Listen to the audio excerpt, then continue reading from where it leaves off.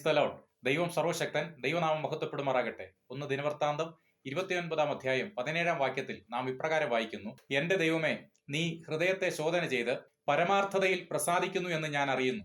ഞാനോ എന്റെ ഹൃദയ പരമാർത്ഥതയോടെ ഇവയെല്ലാം മനഃപൂർവ്വമായി തന്നിരിക്കുന്നു. ഇപ്പോൾ ഇവിടെ കൂടിയിരിക്കുന്ന നിന്റെ ജനം നിനക്ക് മനഃപൂർവ്വമായി തന്നിരിക്കുന്നത് ഞാൻ സന്തോഷത്തോടെ കണ്ടുമിരിക്കുന്നു. നീ ഹൃദയത്തെ ശോധന ചെയ്ത് പരമാർത്ഥതയിൽ പ്രസാദിക്കുന്നു. നമ്മിൽ പ്രസാദിക്കുന്ന ദൈവം. അതുകൊണ്ടാണ് സങ്കീർത്തനക്കാരൻ ഇപ്രകാരം രേഖപ്പെടുത്തിയിരിക്കുന്നത്: ദൈവമേ, എന്നെ ശോധന ചെയ്ത് എന്റെ ഹൃദയത്തെ അറിയണമേ. ഹിസ്കിയാവ് ഒരിക്കൽ പ്രാർത്ഥിച്ചത്, ഏകാഗ്ര ഹൃദയത്തോടുകൂടെ തിരുമുമ്പിൽ നടന്ന് നിനക്ക് പ്രസാദമുള്ളത് ചെയ്തിരിക്കുന്നു എന്നോർക്കണമേ. സങ്കീർത്തനക്കാരൻ ഒരിക്കൽ പറഞ്ഞത്, നിന്റെ നാമത്തെ ഭയപ്പെടുവാൻ എന്റെ ഹൃദയത്തെ ഏകാഗ്രമാക്കണമേ. യഹോവയ്ക്ക് ഒരു മനുഷ്യന്റെ വഴിയിൽ പ്രസാദം തോന്നിയാൽ അവന്റെ ഗമനം സ്ഥിരമാക്കുന്നു.